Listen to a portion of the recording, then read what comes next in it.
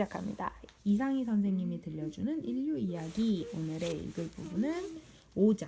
큰 대가를 치르고 얻은 소중한 인류의 모습. 시작할게요. 사람이 되는 일은 쉽지 않네. 두 발 걷기에는 큰 대가가 따랐어요. 네 발로 걸으면 몸무게가 네 곳으로 분산되지만 허리를 세워 똑바로 걸으면 허리와 엉덩관절, 무릎으로 몸무게가 몰리죠. 그래서 조심하지 않으면 허리를 삐끗하기 쉬워요. 허리 통증은 무척 아픈데 10명 중 7명 꼴로 평생 한 번은 허리가 아파서 고생한다고 해요. 그리고 몸 윗부분으로 중력을 거슬러서 피를 보내야 하니까 심장은 잠시도 쉬지 않고 엄청난 펌프질을 하게 됐어요. 짐을 지고 언덕길을 올라가는 것이 내려가는 것보다 훨씬 더 힘들죠. 게다가 인간의 머리는 크기 때문에 많은 양의 피를 필요로 해요. 중력을 거슬러서 그것도 무거운 짐을 잠시도 쉬지 않고 올려보내야 하니 심장이 얼마나 힘들겠어요. 게다가 인간의 아기는 머리도 커요. 그런데 골반은 머리 크기에 맞춰서 커질 수 없었어요. 두 발 걷기를 위해 특화되고 최적화된 골반을 통해서 아기를 낳는 일은 고생스러워졌어요. 그래서 아기가 태어나려면 엄마는 골반 뼈가 통째로 벌어지는 엄청난 고통을 겪어야만 해요. 하지만 인간이 이런 고통의 대가로 큰 선물을 받았어요. 우선 두 팔과 두 손이 자유로워졌죠. 마음대로 도구를 만들고 이것저것 들고 다닐 수 있게 되었어요. 인간은 다른 동물과 달리 털이 없어. 그런데 엄마, 아이를 안 낳으면 아프지도 않고 자유로운 건 손이랑 팔도 있잖아. 그게 왜? 근데 아이를 안 낳았으면 우리가 없겠지. 인간의 조상이 아이를 계속 낳았으니까 인간이 계속 그러네. 있지. 인간은 다른 동물과 달리 털이 없어 몸이 매끈하기 때문에 아기가 엄마의 몸을 잡고 매달리기가 어려워요. 그런데 두 손이 자유로우니 아이를 잘 안고 다닐 수 있죠. 인간은 엄마만 아기를 돌보는 게 아니니까 아빠나 할아버지, 할머니가 자유로운 두 손으로 아기를 안고 다니기도 좋지요. 인간은 두 발로 걸으니 몸 윗부분이 편안해졌고 덕분에 횡격막이 자유로워졌어요. 횡격막은 근육으로 된 얇은 막인데 우리 몸통 속에 심장과 폐가 들어있는 가슴 부분과 소화기관이 들어있는 배 부분을 나누어요. 횡격막을 조였다 느슨하게 하면서 숨을 들이마시고 내쉬게 됩니다. 두 발 걷기를 하면서 윗몸이 움직이면서 자유로워지고 횡격막도 자유로워지니까 숨을 쉬고 목소리를 내는 것도 자유로워졌어요. 자유자재로 목소리를 낼 수 있게 되자 언어가 탄생했죠. 인간은 결국 두 발 걷기 덕분에 도구와 언어라는 엄청난 선물을 받게 된 거예요. 도구와 언어는 문명을 꽃피우는 출발점이랍니다.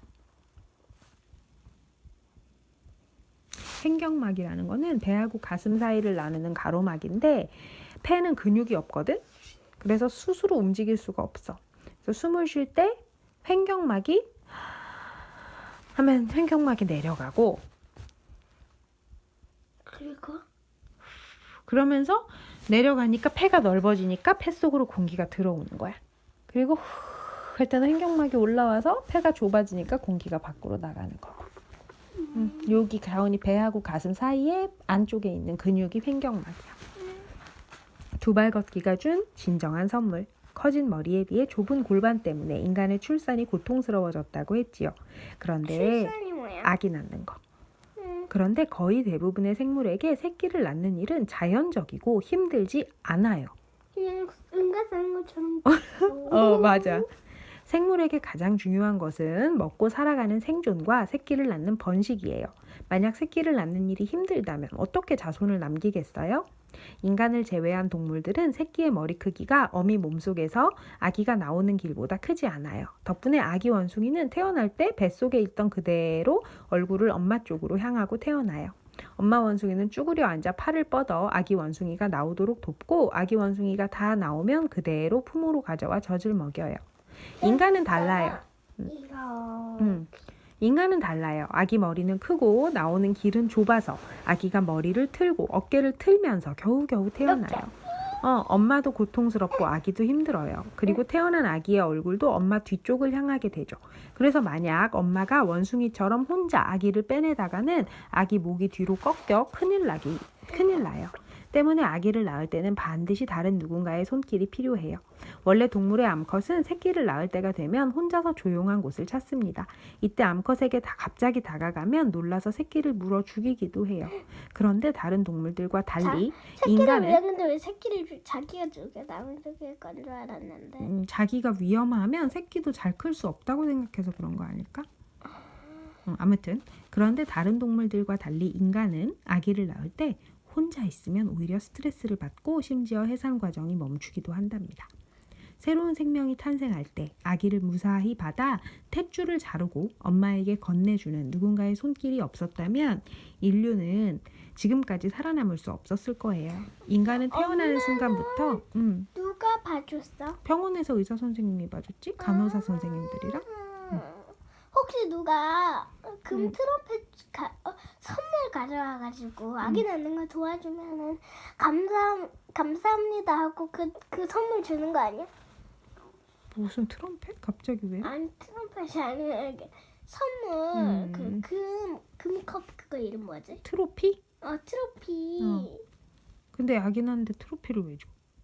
아니 그런 웃긴 일을 한 사람이 있을 수도 있어. 있을 수도 있지. 고맙다고. 그래. 두발 걷기가 우리에게 준 진짜 선물은 다른 사람에게 내밀어 도움을 줄 수 있는 자유로운 두 손일 거예요. 사바나의 작고 연약한 동물. 인류의 조상은 처음에 아프리카 사바나에서 살았어요. 사바나는 넓게 펼쳐진 열대 초원이에요. 아프리카 세렝게티 초원의 사자, 얼룩말, 기린을 잘 알죠. 다윈도 그렇고 여태까지 모든 사람들이 우리 인간은 그 초원에서 사냥을 해서 고기를 먹고 살았다고 생각했어요. 그런데 말이에요. 루시는 두 발로 똑바로 걷기만 했지 머리는 작고 키는 1m가 안 돼요. 머리가 얼마나 작았냐 하면 두뇌 크기가 450cc였어요. 침팬지나 신생아의 머리 크기 정도였어요. 머리는 주먹 2개만 하고 키는 5살 유치원생만 한 거예요. 유치원생 몸집에 신생아 머리 크기의 루시가 대초원의 사자나 표범과 경쟁해서 과연 사냥을 할 수 있었을까요? 거기다 빨리 달릴 수도 없어 어디 도망가지도 못해요. 쫓아가서 사냥하는 게 문제가 아니라 살아남은 게 기적입니다. 형편없이 나약하고 미약한 존재였던 거예요. 남아프리카 공화국의 수아르트크란스 동굴에서 발견된 초기 인류의 머리뼈 화석에는 구멍 2개가 뚫려 있었어요. 머리뼈 화석과 함께 발견된 표범의 아래턱 뼈에는 송곳니가 그대로 있었어요. 그 둘을 대봤더니 머리뼈에 난 구멍 너비와 표범의 송곳니 너비가 비슷했죠. 표범에게 물린 거예요. 우리는 초기 인류가 맹수를 따돌리고 사냥했을 거라고 생각해요. 하지만 사실은 도망도 못 가고 머리를 물린 채로 높은 가지 위에 얹혀 유유자적한 표범의 먹이가 되었던 거죠. 그렇게 인류는 아주 어려운 세월을 살아남아 여기까지 왔어요. 우리는 인간이 특별하고 멋지고 다른 동물들과 동떨어진 존재라고 생각하지만 절대 그렇지 않아요. 우리는 침팬지, 고릴라와 가까운 친척이고 사바나에서 맹수에게 잡아먹히던 연약하고 겁 많은 동물이었어요. 우리는 아프리카 초원에 별로 특별하지도 중요하지도 않은 동물이었던 거예요. 인간은 처음부터 멋지고 잘나서 대단한 게 아니에요.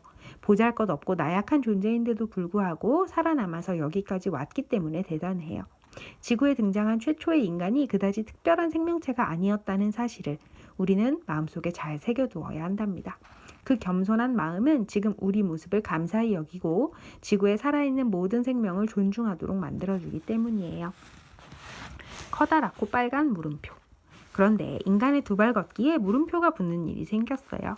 2009년 올해의 발견으로 뽑혀 사이언스라는 유명한 과학 잡지의 표지 모델로 등장했던 화석인 아르디피테쿠스 라미두스 때문이에요. 라미두스는 지금으로부터 440만 년 전 아프리카 수풀에서 살았는데 고인류 화석인 줄 알았어요. 그런데 긴 팔과 큰 손, 짧은 다리, 그리고 엄지손가락처럼 생긴 엄지발가락을 갖고 있었어요. 나무를 타는 원숭이나 유인원한테나 있는 그 엄지발가락 말이에요. 발로 이렇게 오케이 할 수 있는 발 있잖아. 우리는 지금껏 두발 걷기가 얼마나 인간적인가 열심히 공부했잖아요. 그리고 그 증거로 우리 엄지발가락이 얼마나 인간다운지 감탄했고요.